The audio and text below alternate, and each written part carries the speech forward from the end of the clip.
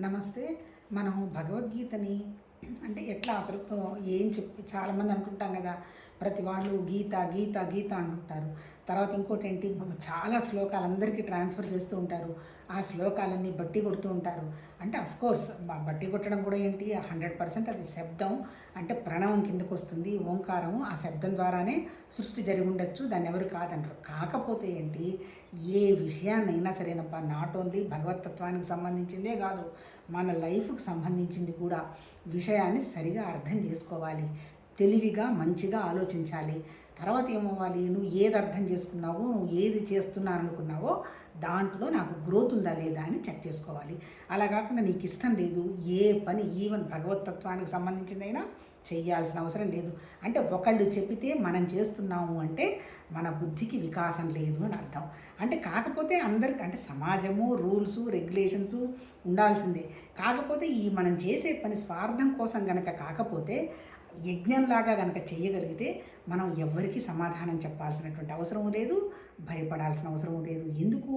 దైవత్వం అనేది బయట ఎక్కడా లేదు. అది మనతోనే ఉన్నది, మన ఆలోచనల్లో ఉన్నది, మన బుద్ధిలో ఉన్నది, మన మనస్సులో ఉన్నది. ఇప్పుడు మనం చేయాల్సింది ఏంటి? భగవద్గీత చెప్పింది ఏంటి? మన మనస్సుని, మన బుద్ధిని, మన చిత్తాన్ని సంస్కరించుకుంటే బుద్ధి వికాసం పెరిగితే నువ్వు తప్ప ఇంకొకటి ఏమీ లేదు. నీ దగ్గరే భగవతత్వం అణువణువున ఉంది. నీ దగ్గర ఉన్న భగవతత్వం పక్కన ఉండదా? సర్వత్రా అదే ఉన్నది అనేటువంటి విషయం నీకు అవగాహన అవుతుంది అనేటువంటి విషయంగా మన ఋషులు చెప్పారబ్బా. అంటే ఏంటి? ఏ విషయం మనం చూసినా ముందు అర్థం చేసుకోవడానికి ప్రయత్నం చేయాలి. అర్థం కాకపోతే ఏంటంటే ప్రతిదీ కన్ఫ్యూజన్ ఉంటుంది. ఈ అర్థం ఎక్కడ జరుగుతుంది? మన బుద్ధికి వికాసం ఉన్నప్పుడు జరుగుతుంది. ఏంటి బుద్ధి గొప్పతనం? పరమాత్మ తత్వ శక్తికి, ప్రాణానికి, తర్వాత నెక్స్ట్ ప్రాణం ఉన్నది అనేటువంటి విషయం గ్రహించింది బుద్ధి. అంటే బుద్ధి అంటే విజ్ఞానమయ కోసం అంటాడు. బుద్ధి అంటే ఏంటి? జ్ఞానము. ఆత్మజ్ఞానం అన్నాడు కదా. ఆత్మ అంటే నిరాకారంగా ఉన్నటువంటి భగవతత్వం అనేటువంటి పరమాత్మ తత్వంలో నుంచి వ్యక్తమైనటువంటి ప్రాణం ఉన్నదని తెలిసింది. బుద్ధి తర్వాత మనస్సు, మనసు తర్వాత ఇంద్రియాలు, ఇంద్రియాల తర్వాత శరీరం పట్టుకున్న వస్తువులు, మనుషులు. ఇది ఆరోహణ క్రమం. అవరోహణ క్రమం. ఆరోహణ అంటే ఏంటి? మనం వస్తువులకి, మనుషులకి ఎంత విలువ ఇవ్వాలో అంత ఇవ్వాలి. వాటి కోసం మనం ఘర్షణ, టెన్షన్ పడకూడదు. తర్వాత మన ఇంద్రియాలు ఉన్నాయి, ఊరికి బయట తిప్పుతూ ఉంటాయి. అవి కావాలి, ఇవి కావాలి అంటుంటాయి. అవి నీకు అవసరమా కాదా, లాంగ్ రన్లో ఉపయోగపడతాయా లేదా అనేటువంటి విషయాన్ని మన ఇంద్రియాలకు తెలియాలి. ఇంద్రియాలను నడిపించేది ఎవరు? మనసు ఎంతసేపటికి ఏంటి? బయట విషయాలన్నింటిలో నుంచి ఇంద్రియాలను తప్పించి చిన్నగా లోపలికి తీసుకొని వెళ్ళడం ప్రయత్నించాలి. లోపలికి తీసుకెళ్ళడం అంటే ఏం లేదబ్బా, భౌతికంగా ఉన్నటువంటి ఆలోచనల మీద, కోరికల మీద కొంచెం చెక్ పెడితే లోపల వీటితో ఏమీ సంబంధం లేకుండా కూడా మనం హ్యాపీగా ఉండొచ్చు అనేటువంటి విషయం మనం అవగాహన అవుతూ ఉంటుంది. కాకపోతే ఏంటంటే మనం అంత స్థితి ఉండదు. ఎంతసేపటికి ఏంటి? మనకి భయం. పక్కన మనిషి ఉండాలి. ఏ పని చేసినా తోడు కోసం చూసుకుంటాం. ఎందుకు? మనలో మనం ఉండడం అనేది మనకు ముందు నుంచి అలవాటు కాలే. ఒక్కసారి మనలో మనం ఉన్నప్పుడు మనకి ఏ భయం ఉండదు. ఎప్పుడు నమ్ముతాం ఆ విషయాన్ని? మనని మించినటువంటి ఒక భగవతత్వం ఏదో నాతో ఉన్నప్పుడు నువ్వు ఏ దేశం పోయినా, ఏ ఊరికి పోయినా, ఏ కాలంలోనైనా నీకు భయం అనేది ఉండదు. ఒకవేళ ఏదైనా జరగాల్సింది జరగబోతోంది. ప్రకృతి అంటే మనం 3 గుణాలు ఏర్పాటు చేసుకొని పెట్టుకున్నాం. ఆ 3 గుణాలకు అనుగుణంగా మనం ఏదన్నా పిచ్చి ఆలోచనలు పాతకాలంలో చేసి ఉంటాం అనుకోండి, దానికి సంబంధించినటువంటిది బ్యాలెన్స్ అవ్వడానికి అవుతున్నది కదా అని ఏదన్నా చిన్న సమస్య వచ్చినా ఋషులు కావాలని వాంటన్గా వాళ్ళు నాకు కష్టాలు రావాలని కోరుకునేవాళ్ళట. అది ఎంతవరకు సమంజసమో నాకు తెలియదు. కానీ ఏదైనా కష్టమైనా, సుఖమైనా, గొప్పతనమైనా సమత్వ స్థితిలో నాకేం సంబంధం లేదు, పరమాత్మ తత్వంలో ఇది జరుగుతుంది అనేటువంటి భావంగా కనుక మన మనస్సు ఉండగలిగితే అప్పుడు ఆ బుద్ధి ఏంటి? దానికి వివేకం, వైరాగ్యం 2 ఆటోమేటిక్గా వచ్చేస్తాయి. సత్యం ఏంటో అసత్యం ఏదో తెలుస్తుంది. అనవసరపు విషయాలకు వెళ్ళదు. ఇది నాకు అవసరమే లేదు అనుకుంటే ఇంక మనకు వైరాగ్యం కాకేముంది? రామ్మానికి అది కొనిస్తాం, ఇదే వస్తున్నారు, నాయన వద్దు, నాకు అవసరం లేదు, వాటిని నేను మెయింటైన్ చేయలేను, నా వల్ల కాదు అనేది ఏంటి అన్నాం అనుకో. అదేంటి? ఎలా అన్నాము? వాళ్ళు ఎలా కొనియరని తెలిసి మనం వద్దు అన్నాం అనుకో, అది వైరాగ్యం కిందకి రాదు. ఇప్పుడు డిస్పాషన్ అంటే ఏంటి? నాకు వాళ్ళు ఇస్తారని నాకు తెలుసు, అయినా నాకు అవసరం లేదు అనేటువంటి స్థితికి మనం ఎలా రావాలి? అది రాకుండా మనం ఆపుతున్నది ఏంటి? మన దగ్గర ఉన్నటువంటి అహంకారం, మమకారం, మన దగ్గర ఉన్నటువంటి 3 గుణాలు. ఈ 3 గుణాలను ఎలా దాటాలని? 3 గుణాలు అంటే ఏంటి?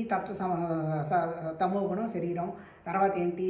రజోగుణం మన ప్రాణం, మనసు, సూక్ష్మ శరీరం, కారణ శరీరం, సత్వగుణం. ఈ 3 అంటే ఏంటి? ఈ 3 మీద ఎలా పనిచేసుకోవాలి? పనిచేసి నిష్కామంగా పనిచేయి. మనసు మీద పనిచేసుకొని లోపలికి తీసుకొని వెళ్ళు. తర్వాత బుద్ధికి వివేకం, వైరాగ్యం తెచ్చుకో. అలా తెచ్చుకోవాలంటే నీ మనసు భక్తి, ఒకే విషయం తప్ప ఇంకొకటి ఏది లేదు అనేటువంటి విషయంగా మనసు పెట్టాలి. దాన్ని ఉపాసన భక్తి అన్నాడు. జ్ఞానం అంటే ఏంటి? నిరాకారమైన దాంట్లో నుంచి అంతా వచ్చింది. ప్రకృతిలో నేల, నీళ్లు, అగ్ని, వాయువు, ఆకాశం 5 తత్వాలు 5. తర్వాత మనసు, బుద్ధి, అహంకారం అనేటువంటి అష్ట ప్రకృతులు ఉన్నాయి. వాటితో పాటు జీవ చైతన్యం ఉన్నది. ఈ పంచభూతాలకు అనుగుణంగానే పంచకోశాలు, అన్నమయ, ప్రాణమయ, మనోమయ, విజ్ఞాన కోశం. ఆ తర్వాత వాటికి అనుగుణంగానే చక్రాలు, మూలాధార, స్వాధిష్టానం, మణిపూరక, ఆ తర్వాత అనాహత, విశుద్ధ, ఆజ్ఞ, సహస్రార. తర్వాత వాటికి అనుగుణంగానే తన్మాత్రలు. తన్మాత్రలు అంటే ఏంటి? వాటికి ఉన్నటువంటి లక్షణాలు ఏంటి? శబ్దస్పర్శ రూపరసగంధ. ఆ శబ్దస్పర్శ రూపరసగంధానికి అనుగుణంగానే మన దగ్గర ఉన్నటువంటి జ్ఞానేంద్రియాలు, రజోగుణానికి అనుగుణంగా కర్మేంద్రియాలు, ఈ 10 కలిపి నడిపించే దశేంద్రియం మనస్సు. ఈ మనసుకు వస్తున్నటువంటి ఆలోచనలు, సంకల్పాలు, వికల్పాలు ఎందుకు వస్తున్నాయి? మన దగ్గర ఉన్నటువంటి చిత్తంలో ఉన్నటువంటి జ్ఞాపకాలు. ఈ జ్ఞాపకాలు అనవసరమైనటువంటి జ్ఞాపకాలు కనుక ఈ సంకల్పాలు, వికల్పాలు తీసి పడేస్తూ కనుక ఉండాలి అంటే మన బుద్ధికి కరెక్ట్గా, వ్యవసాయాత్మక బుద్ధి అంటే ఏంటి? ఇది కరెక్ట్, ఇది కరెక్ట్ కాదు అనేటువంటి చెప్పగలిగేటువంటి విశ్లేషణ ఉండాలి. అదే జ్ఞానం. ఆ జ్ఞానం ఉన్నప్పుడు అనవసర జ్ఞాపకాలన్నీ సెలెక్ట్ చేసి డిలీట్ చేసేస్తే అల్టిమేట్ ఏంది? ఉండింది ఒకటే ఒక జ్ఞాపకం, భగవతత్వ జ్ఞాపకం అనేటువంటి విషయంగా మనసు పెట్టుకొని ఈ భౌతిక శరీరాన్ని ఎలా వాడాలి అనేటువంటిదే ఆ జ్ఞానంగా చెప్పింది. అదే ఏంటి? క్షేత్రజ్ఞ విభాగంలో ఈ 24 తత్వాలు, ఇప్పుడు నేను చెప్పినవి పంచకోశాలు, పంచభూతాలు, పంచ జ్ఞానేంద్రియాలు, కర్మేంద్రియాలు, ఆ తర్వాత తన్మాత్రలు, వీటన్నిటిని కలిపి ఎంతసేపు చెప్పినా మన దగ్గర ఉన్నది, మనకు కనపడుతున్నది భూమి, నేల, నీళ్లు, అగ్ని, వాయువు, ఆకాశం. వాటికి సంబంధించినటువంటి లక్షణాలు. ఆ లక్షణాలు తెలుస్తున్నది ఎవరికి? మన బుద్ధికి తెలుస్తున్నది. ఇప్పుడు భగవద్గీత చెప్పింది ఏంది? ఎంతసేపటికి నీ బుద్ధిని, నీ మనసుని ప్రశాంతంగా కనుక నువ్వు పెట్టుకోగలిగావంటే, ఏ కోరిక లేని స్థితికి నీ మనసుని, బుద్ధిని తీసుకొని వచ్చావంటే అదే జ్ఞానం, అదే నువ్వు, అదే భగవతత్వం అని చెప్పడం జరిగింది తప్ప ఇంక వివరం ఏం కాదు. ఆ తర్వాత ఇప్పుడు మనం ఏంటి? అర్జునుడి విషాదం ఎందుకు విషాదం? నాది అనేటువంటి అహంకారం, మమకారం ఎట్లా తొలగించుకోవాలని కర్మయోగం, భక్తి యోగం, రాజయోగం, జ్ఞానయోగం చెబుతూ ఇప్పుడు అల్టిమేట్ ఏంటి? లాస్ట్లో కూడా ఈ 3 గుణాలు తొలగించుకోవయా, సత్వతమ రజో గుణాలనే ఆటంకాలు. ఆ తర్వాత దైవ లక్షణాలు పెంచుకొని అసుర లక్షణాలు తీసేసి ప్రపంచానికి, జీవత్వానికి ఎక్కువ విలువీయవాకు. ఆ తర్వాత ఇంకోటి ఏం చెప్తున్నాడు? ఇట్లా ఇటువంటి స్థితి నీకు రావాలంటే శ్రద్ధ కావాలి. శ్రద్ధాత్రయ విభాగ యోగంలో ఏమేంటి? మళ్ళీ శ్రద్ధ, తమో గుణం వదిలించుకోవడంలో శ్రద్ధ, రజోగుణం వదిలించుకోవడంలో శ్రద్ధ, సత్వగుణాన్ని బ్యాలెన్స్ చేస్తూ శ్రద్ధ. ఈ 3 దాటినటువంటి శ్రద్ధ ఏంది? ఉన్నదంతా ఒకటే ఒక నిరాకారమైన భగవతత్వ శక్తి అణువణువు ఉంది, నాతో కూడా ఉందనేటువంటి విషయం నువ్వు అవగాహన చేసినప్పుడు నువ్వేంటి? రిలాక్సింగ్గా నీ శరీరాన్ని హ్యాపీగా ప్రపంచానికి పరమాత్మతత్వంలో భాగంగా వాడుకుంటూ నీలో లోపల నువ్వు ఏ వస్తువు, ఏ మనిషి లేనటువంటి ఆనందాన్ని 24 గంటలు నువ్వు ప్రాసెస్ చేస్తూ కనుక ఉండడం జరిగింది అంటే ఆధ్యాత్మికంగా భగవతత్వ సాధనలో నువ్వు ముందుకెడుతూ ఉన్నట్టు లెక్క. లేదు నాకు ఇంకా అది కావాలి, ఇది కావాలి, నేను అది చేశాను, ఇది చేశాను, ప్రపంచం అంతా నాలోనే ఉంది, వాళ్ళ వల్ల నాకు సంతృప్తి కలుగుతుంది అన్నావు అంటే ఇంకా తమో గుణం, రజోగుణంలో ప్రాసెస్ చేస్తున్నట్టు లెక్క. ఈ స్థితిని మనమే పరిశీలించుకుని ఇక్కడ నేను చేస్తున్నది ఏమీ లేదు, నేను నాది అనేది లేదు, అంతా పరమాత్మ తత్వ భావంలోనే జరుగుతుందనేటువంటి భావాన్ని గట్టి చేసుకోవటమే బ్రహ్మాకార వృత్తి అన్నారు. అనుకోవడమేగా. పరమాత్మతత్వానికి నామరూపాలు లేనప్పుడు దాన్ని నువ్వు ఎలా చూస్తావు? అందుకని ఉన్నదంతా అదే అనేటువంటి విషయంగా నువ్వు అనుకుంటూ గట్టిపడుతూ చివరికి అది నేను ఒకటేననేటువంటి భావంకి రావడమే చివరికి మన స్థితి అని. ప్రస్థానత్రయం అంటే ఏంటి? ఉపనిషత్తులు, బ్రహ్మసూత్రాలు, భగవద్గీత, ఈ 3 మనకు చెప్పటం జరిగింది. నేను చెప్పిందంతా ఇప్పుడు సిద్ధాంతం. దాన్ని మనం ఎప్పుడు చేసుకుంటూ ఉంటే మనం దాన్ని అనుభవంలోకి తెచ్చుకుంటే ఏంటి? ఏదైనా పని చేశాను, నేను వాళ్ళకి చేశానని సంతోషపడుతున్నానా? వామ్మో థ్యాంక్ యూ, భగవతత్వ పని అయిపోయింది అనే యాక్టివ్ పాసివ్ వాయిస్కి వెళ్తున్నావా అని అనుక్షణం నేను పరిశీలించుకునే దాన్ని స్ఫురణ, ఎరుక అన్నారు. ఆ స్ఫురణ, ఎరుకదే జ్ఞానం. అంతకంటే సపరేట్గా. ఎందుకంటే నామరూపాలు లేని భగవతత్వం మనం ఎలా చూస్తాము? అదే జ్ఞానం. కాకపోతే ఆ జ్ఞాన స్థితికి మనం ఆపుతున్నది ఏంటంటే నాది అనేటువంటి తమోగుణం శరీరం, నాది అనేటువంటి కోరికలు, నా ప్రాణం, నా మనసు, ఈ 2 దాటిన తర్వాత ఉండేటువంటి సత్వగుణం కారణం ఉన్నదైనటువంటి విషయాన్ని దాని దగ్గరగా వెళుతూ దీన్ని కొంచెం తగ్గించుకుంటూ రావడం. ఇదేమన్నా మరి నేను వదిలిపోయి ఏమన్నా హిమాలయాల్లో కూర్చోవాలా? ఏమీ అవసరం లేకపోతే నేను ఏమన్నా ఆస్తులన్నీ ఎవరికైనా రాసియాలా? ఏం అక్కర్లేదు. నీ మనసులో ఈ కనపడుతున్నదంతా ఒక నాటకం, ఇదంతా ఒక రచన, అంతే కదా. ఎంత వండర్ఫుల్గా చెప్పాడు భగవద్గీతలో, ఎంత నీట్గా. అంటే ఏంటి? ఫస్ట్ జ్ఞానం గురించి చెప్తాడు, తర్వాత కర్మ గురించి చెప్తాడు, నెక్స్ట్ వచ్చేటప్పటికే నెక్స్ట్ చాప్టర్లో ఏం చెప్పబోతాడో 2 శ్లోకాలు చెప్తాడు. వండర్ఫుల్ రచనే స్మృతే. భగవద్గీత గ్రంథమే ఉపనిషత్తుల సారమే బ్రహ్మసూత్రాలు, భగవద్గీత. ఇది అల్టిమేట్ 100% స్మృతి. స్మృతి గ్రంథం. భారతం కూడా గ్రంథమే, రామాయణం కూడా గ్రంథమే. స్మృతులు అంటే రచనలే, అంటే అంతే కదా. కాకపోతే ఇప్పుడు జరిగి ఉండవచ్చు, వాళ్ళు జీవించి ఉండవచ్చు, కాదని మనం ఎందుకంటే అవి వాళ్ళు ఉన్నట్టుగా వాళ్ళు జీవించినట్టుగా మనకు కనపడుతూనే ఉన్నాయి కదా. ఇటు రామసేతు కనపడుతుంది, అటు ద్వారక కూడా కనపడుతుంది.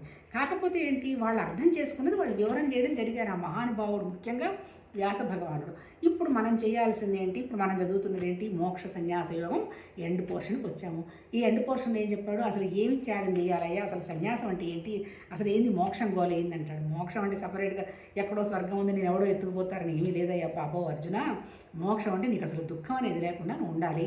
ఇంకోటి ఏంటి, కంప్లీట్గా నీకు అసలు ఏ పిచ్చి ఆలోచన రాకుండా ఉండాలి. ఎప్పుడైతే నువ్వు అలా ఉంటావో సమత్వ స్థితిలో ఉంటావు, అదేను సన్యాసం అంటే.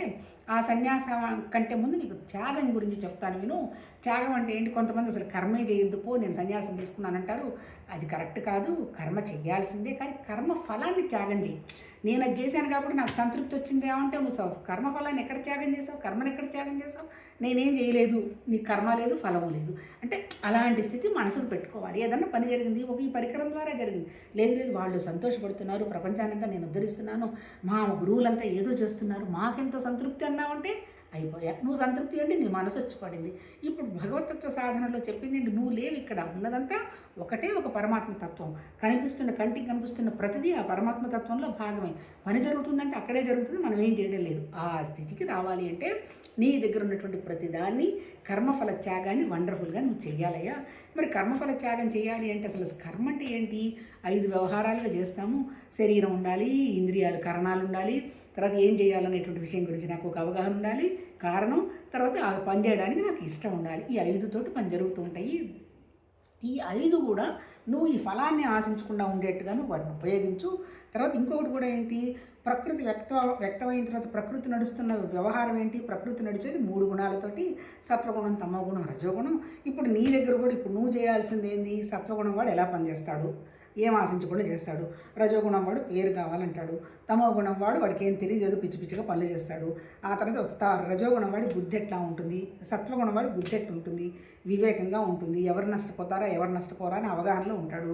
రజోగుణం వాడి బుద్ధి ఎలా ఉంటుంది, నా ఎవడకేమైపోతుంది, నాకు పేరు వస్తే చాలని వాడుకుంటుంది. తమోగుణం వాడి బుద్ధి ఎలా ఉంటుంది, పాపం వాడికి ఏం తెలియదు, ఏదో ఏమంటారు దాన్ని, భయము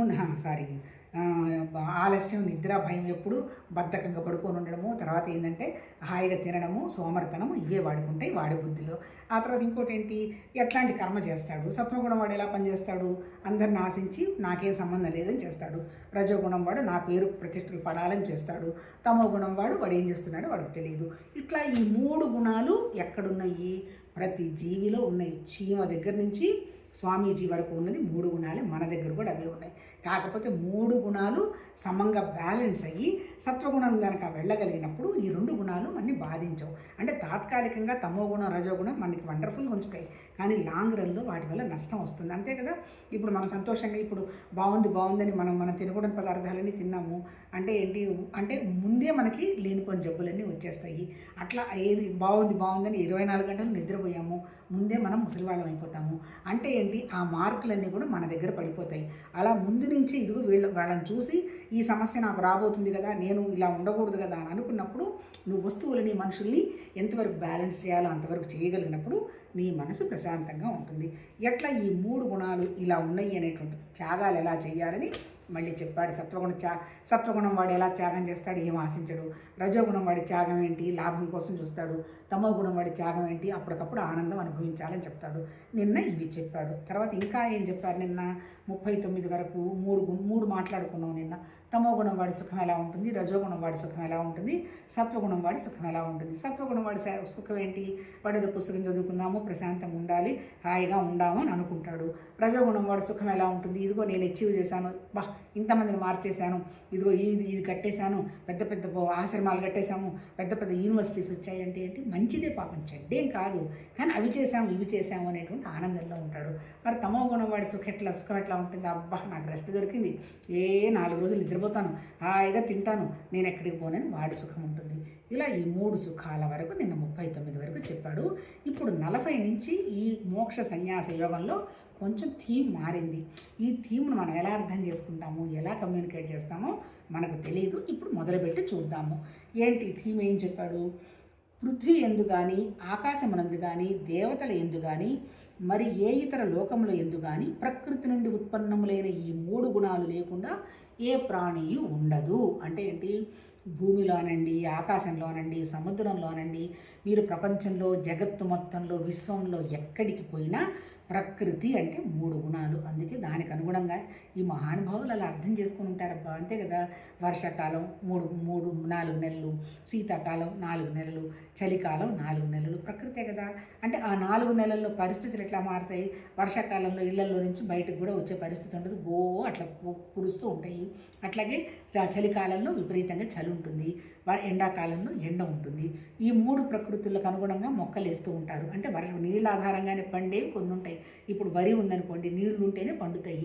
చెరుకు నీళ్లు ఉండాలి. ఇప్పుడు మెట్ట పంటలు అంటారు. ఏది మెట్ట పంటలు అంటే ఇక మన పల్సెస్ ఉంటాయి కదా, ఇవన్నీ కూడా వాటికి అంత నీళ్లు పనికిరాదు. కంప్లీట్గా ఎండల్లో పెరిగేవి కొన్ని ఉన్నాయి. ఇప్పుడు మామిడి పళ్ళు వస్తున్నాయి, కొంచెం నీళ్లు పెడతారు, కానీ అదర్వైజ్ పెద్ద నీళ్లు వృక్షాలకు అవసరం లేదు కదా, ఎండలు వస్తాయి. అంటే మన మహానుభావులు, ఆ ఋషులు వీటన్నిటిని దృష్టిలో పెట్టుకొని ఆ ప్రకృతిలో ఉన్నటువంటి గుణాలకు అనుగుణంగానే మనం కూడా ఉన్నాము. అట్లాగే ప్రకృతిలో ఉన్న దానికి అనుగుణంగానే మన ఆహారపు అలవాట్లు అవన్నీ కూడా వచ్చాయి. అంతే కదా. వాళ్ళు ప్రకృతిని అనుసరించే జీవించారంటే అర్థం ఏంటి? వర్షాకాలంలో జలుబు చేయకుండా ఉండే ఆహార పదార్థాలు తీసుకునేవాళ్ళు, ఎండాకాలంలో చలవ చేసే పదార్థాలు తీసుకునేవాళ్ళు. అట్లాగే వర్షాకాలంలో మొక్కలు ఉండవు కాబట్టి ఇప్పుడు ఎండబెట్టినటువంటి కూరగాయలు వడియాలు అవన్నీ ఎండాకాలంలో వాడారు. మా చిన్నతనంలో మాకు గుర్తుంది, ఇంత ఫుడ్ అప్పుడు లేదు. అంటే ఏంటి? ఏ కాలానికి అనుగుణంగా ఆ కాలం. వర్షాకాలంలోనే ఆవకాయలు, బోవకాయలు, జాడీలు, మూతలు తీసి అప్పుడు తినేవాళ్ళు. ఇప్పుడు నాకు అర్థమవుతుంది, ప్రకృతితో జీవించాలి అంటే అర్థం ఏంటంటే ఆ జనరేషన్ అంతా వాళ్ళు ప్రకృతితోనే జీవించారు పాపం. అట్లా ఆహారపు అలవాట్లు. అట్లాగే తర్వాత పెళ్ళిళ్ళు చేయాల్సి వచ్చిన వర్షాకాలంలో కంటే కూడా వర్షాకాలంలో వ్రతాలు, పూజలు అవన్నీ చేసుకునేవాళ్ళు. ఎందుకు? పసుపు గిసుపు, తర్వాత దాన్ని ఏమంటారు, శనగలు, ఇవన్నీ వాడేవాళ్ళు. ఇవన్నీ కూడా ఇమ్యూనిటీని పెంచే గుడ్ ఫుడ్, మంచి ఫుడ్. అట్లాగే చలికాలం వచ్చేసేటప్పటికి డే అంతా ఉపవాసాలు ఉండేవాళ్ళు. మళ్ళీ ఎండాకాలం వచ్చినప్పుడు మళ్ళీ అప్పుడు పెళ్ళిళ్ళు, అప్పుడు పసుపు బట్టలు కొనుక్కోవడము, అట్లా ఎంజాయ్ చేసేవాళ్ళు. ఇప్పుడు ఆలోచిస్తే అర్థమవుతుంది. అంటే ఏంటి? వ్యవసాయాత్మక దేశం కాబట్టి వ్యవసాయాన్ని, ఋతువుల్ని ఆధారంగా చేసుకొని ఆ మహానుభావులు జీవించారు. అంటే ఇప్పుడు కూడా ఉన్నాయి పండగలు, ఇప్పుడు కూడా చేస్తున్నాం. కానీ ఆ పండగలు ఎందుకు చేస్తున్నాం అనేటువంటి విషయం మనకు అవగాహన కావటల్లా. తొలేకాసి ఆషాఢ మాసంలో, అదైపోయిన తర్వాత భాద్రపద మాసంలో వినాయక చవితి, మళ్ళీ వచ్చేసేటప్పటికీ అమ్మవారు ఎవరు నవరాత్రులు 9 రోజులు చేస్తున్నారు. ఆ తర్వాత మళ్ళీ మన వినాయకుడికి 9 రోజులు చేస్తున్నారు. ఎందుకు నవరాత్రులు? మన దగ్గర ఉన్నటువంటి నవరంధ్రాలు, ఈ నవరంధ్రాలు కూడా లోపలికి తీసుకెళ్ళాలి అనేటువంటి విషయంగా అట్లన్నా అర్థం అవుతుందని దాన్ని చేస్తూ ఉండొచ్చు. వినాయకుడికి శుద్ధి బుద్ధి అన్నారు, అమ్మకి శక్తి అన్నారు, ప్రాణశక్తి. అందుకని ఆ ప్రాణశక్తి అంటే ఏంటి? మన దగ్గర ఉన్నటువంటి లోపల ఉన్నటువంటి ప్రాణశక్తి. అయ్యవారు వచ్చి జ్ఞానశక్తి. అందుకని ఏంటి? ఫస్ట్ మన శరీరానికి పూజ చేస్తున్నారు వినాయకుడు, శరీరం తర్వాత మన ప్రాణానికి పూజ చేస్తున్నారు ప్రాణశక్తి అమ్మవారు, ఆ తర్వాత మళ్ళీ మన జ్ఞానశక్తికి పూజ చేస్తున్నారు అయ్యవారు. కార్తీక మాసం ఆయనకి ఏమి ఆడంబరాలు బోడంబరాలు ఏమి ఉండవు. కేవలం మనం లోపలికి వెళుతూ ఉపవాసం చేస్తూ ఆయన 24 గంటల ధ్యాన స్థితిలో ఉన్నటువంటి శివుణ్ణి మనం ధ్యానం చేయడం, అది జ్ఞానంగా చెప్పుకుంటారు మహానుభావులు. అంటే ఏంటి? ప్రకృతికి అనుగుణంగా ఈ 3 గుణాలకు అనుగుణంగానే మన ఋషులు ఇవన్నీ పాపం వాళ్ళు అర్థం చేసుకొని మానవాళ్ళంతా సుఖంగా ఉండడానికి ఆ రోజుల్లో రూపొందించారప్ప. ఇప్పుడు అర్థమవుతుంది ఒక్కోటి వ్యవహారం చూస్తుంటే. అంటే ఇప్పుడేంటి? ఇప్పుడు మనం ఏం మాట్లాడుకుంటున్నాము? ఇప్పుడు ఆయన చెప్పింది ఏంటి? ఈ పృథ్వీ యందు అంటే భూమి యందు ఏ ప్రాణైనా సరే ఈ 3 గుణాలకు అనుగుణంగానే జీవించడం జరుగుతుంది. ఎందుకంటే ప్రకృతి అంతే కదా, వస్తుంది, ఉంటుంది, వెళ్ళిపోతుంది. మళ్ళీ అక్కడ మళ్ళీ గుణాలు, మళ్ళీ సృష్టి, స్థితి, లయ, మళ్ళీ బ్రహ్మ, విష్ణు, మహేశ్వరులు అన్నీ 3 చెప్పున్నారు. మళ్ళీ నిద్రలేస్తాం, పనంతా చేస్తాం పగలు, మళ్ళీ రాత్రి వేసేటప్పుడు మళ్ళీ నిద్రపోతాం. అంటే అప్పుడు మళ్ళీ 3 స్థితులు. అంటే టోటల్గా ఏంటి? మొత్తం 3 గురించే మన వేదాలు చెప్పడం జరిగింది. ఇప్పుడు ఇక్కడ చెప్పింది ఏంటి? ఈ భూమి మీద ఏ ప్రాణైనా, భూమైనా, ఆకాశమైనా, నీళ్లలోనైనా ఈ 3 స్థితులు లేనటువంటి జీవి ఉండదు అని చెప్పి మహానుభావుడు చెప్తున్నారు. ఆ తర్వాత ఏం చెప్తున్నాడు? 41 బ్రాహ్మణ, క్షత్రియ, వైశ్యుల కర్మలను అట్లే శూద్రుల కర్మలను వారి వారి స్వాభావికములైన గుణాలను బట్టి విభజించబడి ఉన్నవి. అంటే ఏంటి? మనకి వర్ణాశ్రమ ధర్మాలు, కులం అని కొట్టుకుంటున్నాం కదా. ఈ కులాలన్నీ అసలు ఎట్లా వచ్చాయి? కులాలు కూడా ఆ మనిషి జీవించేటువంటి గుణానికి అనుగుణంగా కులాలు చెప్పటం జరిగింది, అంతే కదా. ఇప్పుడు ఎవరు ముఖ్యమైన బ్రాహ్మణుడు అంటే అది పెద్ద గొప్ప కులం అని కాదు. బ్రాహ్మణ్ అంటే వ్యాపించినవాడు అని అర్థం. ఏంటి వ్యాపించినవాడు? వాడి మనస్సు, వాడి బుద్ధి కొద్ది వికాసం కనుక చెంది ఉంటే ఆయన్ని బ్రాహ్మణుడు అన్నారు. రజోగుణం, బ్రాహ్మణుడు అంటే సత్వగుణం అనమాట. రజోగుణం వాడెవరు? రజోగుణం వాడు క్షత్రియుడు. ఈ క్షత్రియుడికి ఉన్నటువంటి లక్షణం ఏంటి? వీడికి ఆశ ఉండదు. పాపం ఆశ ఉండదంటే ఏంటి? సెల్ఫ్ ఉండదు, స్వార్థం ఉండదు. అవతల వాళ్ళని ఎలా రక్షించాలనేటువంటి ఆలోచనగానే ఉంటాడు కాబట్టి దానికి క్షత్రియ గుణం అన్నాడు. మూడోది ఏంటి? వైశ్య గుణం అన్నాడు. వైశ్య గుణం ఏంటి? వ్యాపారం చేయడము, వ్యవసాయం చేయడము, గోరక్షణ. అంటే అసలు నిజం చెప్పాలంటే ఇప్పటికీ కూడా ధర్మాన్ని నడిపిస్తున్న వ్యవహారంగా మనం చెప్పుకోవచ్చు. అంటే ఏంటి? డబ్బులు సంపాదిస్తారు బోలెడు, మళ్ళీ ఏదన్నా ఒక ఉదాహరణగా ఒక పని చేసి ఒక గుడి కట్టాలంటే ఎక్కువ డబ్బులు ఇచ్చేవాడు వైశ్యులే ఉంటారు. వైశ్య అంటే ఏం లేదు, అంటే మనం వ్యవసాయ రక్షణ, గోరక్షణ, తర్వాత పశువుల రక్షణ, ఆ సమాజానికి సంబంధించిన, ఎందుకంటే డబ్బు ఉండేది అక్కడే కదా వాళ్ళు. నాలుగో గుణం ఎవరికి చెప్తున్నారు? తమో గుణం ఉండేవాడు అన్నాడు. తమో గుణం వాడి లక్షణం ఏంటి? వాడికి బద్ధకం, సోమర్తనం కదా. అందుకని వాడు బద్ధకం, సోమర్తనం వదలాలంటే వాడు ఏం చేయాలి? వాడు సేవ చేయాలి, అంతే కదా. పొద్దున్న లేచిన మొదలు రాత్రి పొదలు శరీరాన్ని సేవ చేసి అప్పుడు కొంచెం రజోగుణానికి పెంచుకుంటే ఆ తర్వాత సత్వగుణానికి వెళ్తాడు. అంటే ఆ మహానుభావులు ఏంటి? ఇక్కడ మళ్ళీ ఒకళ్ళు తక్కువ ఒకళ్ళు ఎక్కువ అనేటువంటి విషయం సనాతన ధర్మంలో చెప్పలే. అందరం భగవతత్వంలో నుంచే వచ్చిన వాళ్ళం. ఈ భగవతత్వంలో నుంచి వచ్చిన వాళ్ళకు ఉన్నటువంటి మనకి గుణాలు ఉన్నాయి కదా. ఒక మంచి గొప్ప గుణంలో పుట్టినవాడు కూడా తమో గుణంలో ప్రవర్తిస్తున్నాడు అనుకోండి, తమో గుణం కిందకి, తమో గుణం వేరే సేవ చేసే గుణానికి వెళ్తాడు. వాడు సత్వగుణంలో ఉండేటువంటి అత్యున్నతమైన గుణానికి వెళ్ళడు. అంటే ఏంటి? మన గుణాలకు అనుగుణంగానే మనుషుల్ని విభజించడం జరిగింది అంటాడు, అంతే కదా. తమో గుణంలో ఉండేవాడికి తీసుకెళ్ళి నీకు రా బోధిస్తాను కూర్చోమంటే ఎలా అర్థమవుతుంది? వాడు శరీరాన్ని ఉపయోగించాలి. అట్లాగే బోలెడు కోరికలు రజోగుణం వాడిని తీసుకెళ్ళి రా ఇవి చేస్తాను అంటే వాడు ఆ కోరికలు నెరవేర్చుకోవాలి కదా. ఆ తర్వాత సత్వగుణం ఉన్నవాడి దగ్గరికి వెళ్ళి రా ఈ పని చెయ్యి అంటే వాడు తినేది తక్కువ, వాడు ఆలోచన ఎక్కువ ఉంటుంది, వాడు బుద్ధి వికాసం ఉంటుంది కాబట్టి వాడు ఎక్కువ ఆహారం తీసుకోలేడు, శరీరం పని చేయలేడు. దీని మీద ఆధారం చేసుకుని వర్ణ వ్యవస్థను మన ఋషులు పెట్టడం జరిగిందబ్బా. బ్రాహ్మణ, క్షత్రియ, వైశ్యుల కర్మలను, శూద్రుల కర్మలను వారి వారి స్వాభావికమైన గుణాలను బట్టి విభజించబడి ఉన్నాయి. ఇప్పుడు కూడా మనకు కనిపిస్తారు, అబ్జర్వ్ చేస్తే. గొప్ప గుణల్లో అనిపించినా మళ్ళీ వాళ్ళు వాడే ప్రవర్తన బట్టి వాళ్ళ గుణాలను మనం గ్రహించుకోవచ్చు. ఇప్పుడు ఇక్కడ చెప్తున్నాడు చూడండి ఆ గుణాల లక్షణాలు 42. అంతఃకరణ నిగ్రహం, ఇంద్రియాలను వశమునందుంచుకొనుట, ధర్మాలను పాటించుటలో ఎదురుగు కష్టాలను సహించుట, బాహ్యాభ్యంతరాల శుచిత్వం, ఇతరుల అపరాధాలను క్షమించుట, రుజుమార్గ జీవనము, వేదశాస్త్రాల యందును, ఈశ్వరుని యందును, పరలోకాదుల యందును విశ్వాసం కలిగి ఉండుట, వేదశాస్త్రాల అధ్యయనము, అధ్యాపనము, పరతత్వానుభవము, ఇవన్నీ బ్రాహ్మణుల స్వాభావిక కర్మలు. అంటే ఈ విషయాలన్నీ గనక స్వభావంలో సహజంగా ఉంటే వాళ్ళు బ్రాహ్మణుల యొక్క స్వాభావిక కర్మలు అన్నారు. ఇప్పుడు మనకి తెలుసు వర్ణాశ్రమాలన్నీ ఎలా మారిపోయినాయి అనేటువంటి విషయాలు. వేరే కులంలో ఒకవేళ పుట్టినా కానీ వాళ్ళ మనస్సు వాళ్ళని వాళ్ళు నిగ్రహించుకోగలిగే శక్తి ఉంది. అంతఃకరణ నిగ్రహం అంటే ఇప్పుడు తొందరగా ఏదో తాగుదాము, ఏది పడితే అది తిందాము అనేటువంటి అంటే శుభ్రంగా లేకపోతే వెళ్లకుండా ఉండే అలవాట్లు ఉంటాయన్నమాట. అంటే అలా లేదు అనుకో అంటే ఏంటి? ఏదంటే అంటే ఇంద్రియాల నిగ్రహం అబ్బా. ఏదో ఉచితంగా వస్తుంది పోయి ఏదో అనుభవించేద్దాం అనేటువంటి ఆలోచన ఉన్నవాడు సత్వగుణం వాడి కిందకి రాడు. ఏ కులంలో పుట్టిన సత్వగుణం వాడికి లక్షణం ఏంటి? మనసును నిగ్రహించేటువంటి లక్షణం కావాలి వాడికి. అది కూడా ఏడుస్తూ కాదు, డిస్పాషన్ కాదు, నా వల్ల అంటే దుఃఖంగా కాదు, వైరాగ్యంగా, డిస్పాషన్గా. అంటే ఏంటి? నాకు అది ఇష్టం లేదు కాబట్టి నేను వదిలేస్తున్నాను అనేటువంటి వైరాగ్య స్థితి రావాలి. డిప్రెషన్గా కాదు. డిప్రెషన్ అంటే ఏంది? కావాలి నేను బ్రాహ్మణం కాబట్టి నేను ఏమి తినము అని లోపల ఉన్నాడు అనుకోండి, అది బ్రాహ్మణత్వం కాదు. వాడికి అది ఇష్టం ఉండదు, ఎందుకంటే అది మంచిది కాదు అనేటువంటి విషయం వాడికి అవగాహన ఉంటుంది. సత్వగుణం. ఆ తర్వాత ఇంద్రియాలను వశముంచుకుంటా, దమము, మనసును వశంలో ఉంచుకుంటారు, ఇంద్రియాలను వశంలో ఉంచుకుంటారంటే ఏంటి? ఏది పడితే అది మాట్లాడి, ఏది పడితే అది తిని, ఎలా అంటే అలా ప్రవర్తించే వాళ్ళు సత్వగుణంలో ఉన్నవాళ్ళు కాదు. ఆ తర్వాత ధర్మాలను పాటించటం, ఎదురుగా కష్టాలను సహించడం. ఏ ధర్మం పాటించాలన్నా కష్టం ఉంటుంది. ఎందుకు కష్టం? మనం ఒక ఉద్యోగంలో చేరాము, మనకంటే చాలా తక్కువ అంటే తక్కువ అంటే తెలివితేటల్లో తక్కువ అన్నవాళ్ళు మన ఎదురుగానే పెద్ద పెద్ద కార్లు వేసుకొని వెళ్ళిపోతూ ఉంటారు, డబ్బు సంపాదిస్తుంటారు, ఇళ్లలో బోలెడు బంగారాలు అవి పెట్టుకుంటారు. మనం ఆ జీతం మీదనే ఆధారపడి బతికే వాళ్ళకి మనకి ఎలా ఉంటుంది? చాలా కష్టంగా ఉంటుంది. మన ఎదురుగానే వాళ్ళు సుఖాలను అనుభవిస్తుంటారు. అందులో నుంచి మనకు విత్డ్రా రావాలంటే ఎంత మనకి మానసిక స్థిరం రావాలి? అది అశాశ్వతం. అది ధర్మం కాదు. మనకిచ్చిన పనిని మనం పాటించాలి తప్ప అన్యాయంగా తీసుకోకూడదు అనేటువంటి ఇది నువ్వు భరించాలి అంటే చాలా కష్టాలు పడాలి. ఆ కష్టాలు తాత్కాలికం. ఇది నాకు కష్టం కాదు, ఈ కోరికలు నాకు అవసరం లేదు, ఈ బంగారాలు డబ్బులు ఇల్లు నాకు అక్కర్లేదు అనేటువంటి డిటర్మినేషన్ కావాలి అంటే దాన్ని భరించడానికి, ఆ కష్టాలు విత్స్టాండ్ చేసుకోవడానికి మంచి స్ట్రాంగ్నెస్ ఉండాలి. మళ్ళీ ఫిజికల్గా కాదు. మళ్ళీ ఇక్కడ ఫిజికల్గా చెప్పాలంటే ఇంకొక కథ కూడా ఏదో ఉంది. కర్ణుడు పాపం, కర్ణుడికి అందరివి శాపాలే కదా. మన కర్ణుడికి ఒకటేదో పెట్టుకొని కూర్చొని ఉన్నట్ట. అక్కడికి పోయిన తర్వాత ఆ మునీశ్వరుడి దగ్గర ఏదో సేవ చేస్తే అది పొందినట్టున్నాడు. ఆ పొందిన క్రమంలో ఇప్పుడు ఈ కర్ణుడిని పాడు చేయాలని కూర్చుంది ఎవరు? ఇంద్రుడు. ఎందుకంటే అర్జునుడు కొడుకు కాబట్టి. అంటే కర్ణుడు ఓడిపోతే తప్ప అర్జునుడు గెలవడు.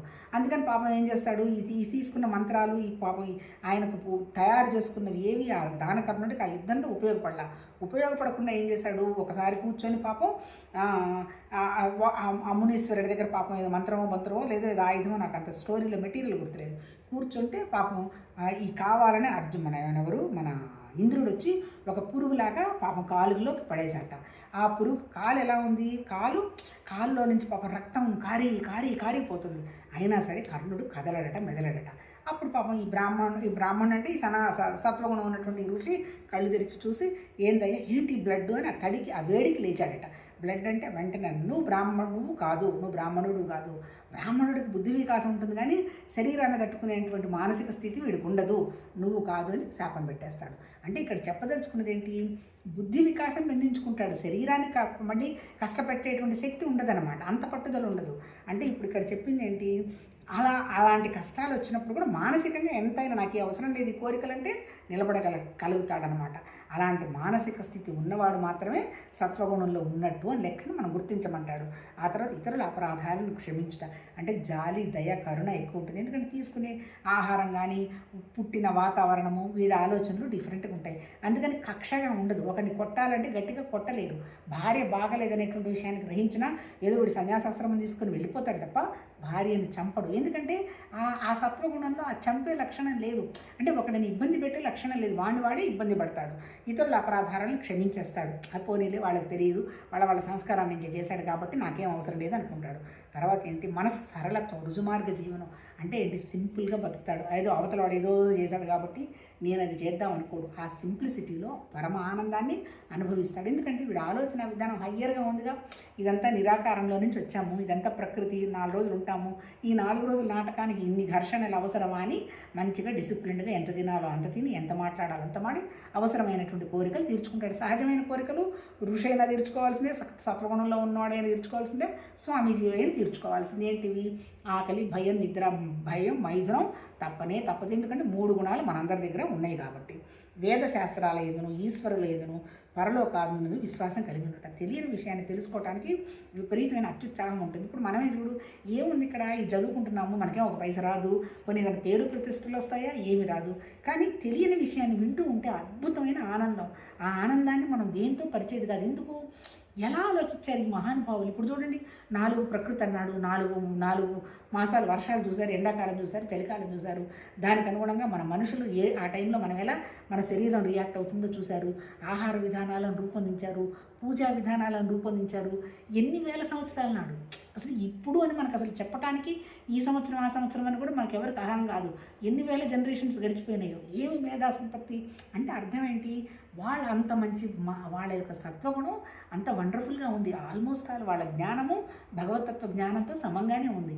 కాకపోతే ఏంటంటే వాళ్ళు కూడా జ్ఞానానికి రూపం లేదు కాబట్టి వాళ్ళు కూడా గ్రహించలేకపోయి ఉండొచ్చు. కానీ వండర్ఫుల్ జ్ఞానం ఉందనేటువంటి విషయం వాళ్ళు గ్రహించారు. ఆ జ్ఞానం వీళ్ళల్లో కూడా ఉంది. అందుకే భగవద్గీతలో భగవాన్ ఏమంటాడు, నాకు జ్ఞానికి భేదం లేదు అంటాడు. ఎందుకు, జ్ఞానికి ఏం కోరికలు లేవు, అవసరం లేదు, తను కంట్రోల్ చేసుకోగలడు, తను ఏం చేయాలంటే చేయగలడు, కళ్ళు మూసుకొని ఎక్కడేం జరుగుతుందో గ్రహించగలడు. ఆ శక్తి వాళ్ళకు ఉంది. అందుకనేంటి, నాలాంటి శక్తి అంతా ఈ జ్ఞాని దగ్గరే ఉంది కాబట్టి నాకు జ్ఞానం ఇష్టము అని చెప్పాడు.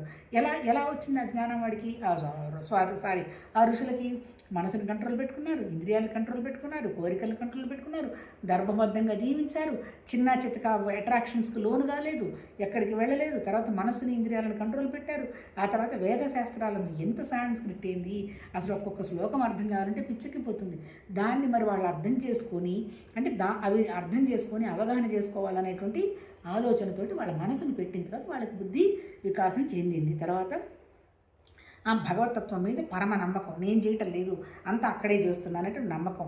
తర్వాత వేదశాస్త్రాల అధ్యయనం, అధ్యాపనం, పరతత్వానుభవం, ఇవన్నీ బ్రాహ్మణుల స్వాభావిక కర్మలు. ఎవరికైతే ఇవి సహజంగా ఉంటాయో వాళ్ళు మాత్రమే బ్రాహ్మణుల యొక్క స్వాభావిక కర్మలు అన్నారు. పుట్టిన బ్రాహ్మణ కులంలో పుట్టినంత మాత్రాన వాళ్ళు బ్రాహ్మణులు కారు. వాళ్ళకు ఉండాల్సినటువంటి లక్షణం ఏంటి? ముఖ్యంగా మనస్సుని, ఇంద్రియాలని కంట్రోల్ చేసుకోగలగాలి. ఆ తర్వాత ఇంకోటి ఏంటి? ధర్మం పాటించడంలో ఎంత కష్టమైనా ఎదుర్కోగలగాలి. తర్వాత మనస్సుని, శరీరాన్ని, ఇంద్రియం సరళంగా పెట్టుకోవాలి. తర్వాత క్షమించాలి, వేదాల అధ్యయనం చేయాలి. ఆ తర్వాత భగవతత్వం మీద పూర్తి విశ్వాసం, నమ్మకం ఉండాలి. ఆ తర్వాత అధ్యాపనం అంటే కొద్ది గొప్ప చెప్పగలగాలి. ఆ తర్వాత దానికి సంబంధించినటువంటి అనుభవం కూడా ఉండాలి. ఊరికే చెప్పి ప్రయోజనం ఏముంది? భగవతత్వం అనేటువంటి అనుభవం మనకి క్షణక్షణం కలుగుతూనే ఉంటుంది. ఎప్పుడు మనం చెడ్డ ఆలోచన వెంటనే మనకు టక్కుమని వచ్చేస్తుందో తప్పు చేస్తున్నాము అని, అప్పుడు మన మనసు ప్రశాంతంగా ఉంటుంది. మరి ఆ భగవతత్వ అనుభవం లేకపోతే అది ఎలా సాధ్యం అవుతుంది? ఇవన్నీ కూడా సహజంగా ఉండాలన్నాడు. అంటే ఎవరికైతే ఈ లక్షణాలన్నీ ఎవరికైతే సహజంగా ఉంటాయో వాళ్ళకి సత్వగుణం ఉన్నట్టు లెక్క అనేటువంటి విషయంగా చెప్పడం జరిగింది. దానికి వర్గీకరణ చేసి ఈ సత్వగుణం ఉన్నటువంటి వాళ్ళని ఈ రకంగా ఎందుకు భగవతత్వం కోసం వాళ్ళు విచారణ చేస్తున్నారు కాబట్టి వాళ్ళని బ్రాహ్మణ అని పెట్టుకున్నారు. బ్రాహ్మణులు అని పెట్టారు. బ్రాహ్మణులు అంటే ఏంటంటే భగవతత్వం గురించి ఎవరైతే విచారణ చేసే సత్వగుణంలో ఉంటాడో, సమాజంలో అందరి ఆలోచనని, అందరినీ మంచిగా చూస్తాడో, వీడు కోరికలు పెట్టుకోకుండా ఉంటారో అన్నారు. కాకపోతే ఇప్పుడు అన్నీ కూడా ఇప్పుడు వర్ణ వ్యవస్థ అనేదానికంటే కూడా ఇప్పుడు కూడా మనం గుణాన్ని బట్టిగా మనం కన్సిడర్ చేసుకోవచ్చు. వాళ్ళు కూడా ఈ కులం గొప్ప, ఆ కులం గొప్ప అని భగవద్గీతలో ఎక్కడా చెప్పలే. వాళ్ళు చేసే పనులను బట్టి వాళ్ళని మనం ఇలా విశ్లేషణ చేసుకోవచ్చు అని మాత్రమే చెప్పింది. కాకపోతే ఏంటంటే ఎవరికైతే తెలివి ఎక్కువ ఉంటుందో ఆ రోజుల్లో ఆ తెలివి కలిగిన వాడు తెలివి తక్కువ వాడిని కొంత పని చేసుకుంటూ ఉండొచ్చు. మళ్ళీ అక్కడ మహా ఋషులు ఉండొచ్చు. మళ్ళీ ఆ ఋషుల కడుపున ఏమంటారు దాన్ని, పండిత పుత్ర పరమసుంఠ అని అక్కడ కూడా మళ్ళీ తెలివి తక్కువగా మళ్ళీ వేరే పిచ్చి పనులు చేసేవాళ్ళు కూడా ఉండొచ్చు. మనకి ఏవీ తెలియదు. అల్టిమేట్ ఏంటి? ఈ గుణాలన్నీ మనం డెవలప్ చేసుకుంటే కనుక మనకి భగవతత్వానికి తేడా ఉండదు. మనం జ్ఞానస్థితిలో ఉన్నట్టేను, నాకు ఆ జ్ఞానం అంటే ఇష్టమని మన భగవాన్ మనకి చెప్పటం జరిగింది. రేపు చూద్దాం మిగిలిన గుణాల గురించి ఎలా చెప్పాడు అనేది రేపు మనం అర్థం చేసుకోవడానికి ప్రయత్నం చేద్దాం. నమస్తే.